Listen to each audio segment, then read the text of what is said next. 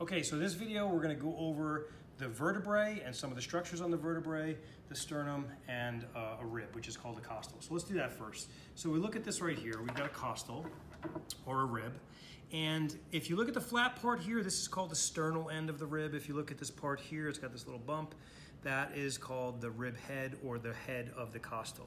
Now, as far as the ribs are concerned, if it's one of the first 7, then you'll call it, now it would need to be articulated, but if it's on the skeleton, one of the first 7 would be a true rib, 8, 9, and 10 would be a false rib, and 11 and 12 would be floating ribs. If we look at the sternum, okay, and come as close as you need to so you can see it. So we've got the top portion of the sternum is called the manubrium. The middle portion here is called the body of the sternum. Now, body is a general term, so you have to say of sternum. And the bottom portion here is the xiphoid process. All right, so this bone right here is a hyoid bone. It's somewhere around C3 to 4. It does not directly attach to another bony attachment. If you turn it this way, it kind of looks like fangs there, but if you see it sitting there, that's a hyoid bone. Okay. Let's go to vertebrae. Let's start off with the sacrum here. This is the sacrum, and this ridge here in front is called the sacral promontory.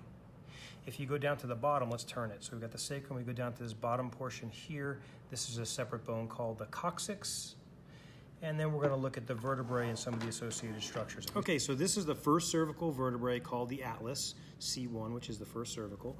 And you've got the anterior arch of atlas and the posterior arch of atlas. You can tell anterior from posterior. You see how the posterior is bigger than the anterior. And then you've got these lateral processes called transverse processes of atlas, and then transverse foramen of atlas. And those are found in all the cervicals. In the center, you have the vertebral foramen, and what you'll notice is there's no spinous process or body for atlas. It's a ring of bone. If we look at the second cervical, it has this unique process called the odontoid process, or the dens, and it has all the other structure of a cervical. So we've got superior articular facets, inferior articular facets. We've got a spinous process, vertebral foramen. We've got transverse process with the transverse foramen. And then we get the body of the axis. If we look at a cervical, we've got the body of the cervical, spinous process, transverse processes, and transverse foramen, just like we saw before.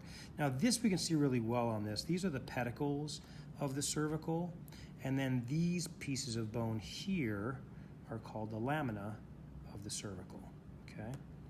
And let's go to a thoracic. If you look at that, kind of looks a little bit like a giraffe right there. That's how you know you're on a thoracic vertebrae. You've got the body, the transverse processes. They all have superior and inferior articular facets, right? All of the vertebrae. You got the long spinous process that's really inferiorly angled on the thoracic vertebrae, and so that shows you that. We've got the moose. If you look from the side there, you see the moose. Can you see the moose? And so that is a lumbar vertebrae with this hatchet-like flat spinous process, this big thick body. You got your transverse processes again, and your vertebral foramen, and so all those related similar structures. So those are the vertebrae, and that should wrap up this video. We'll do the skull in another video.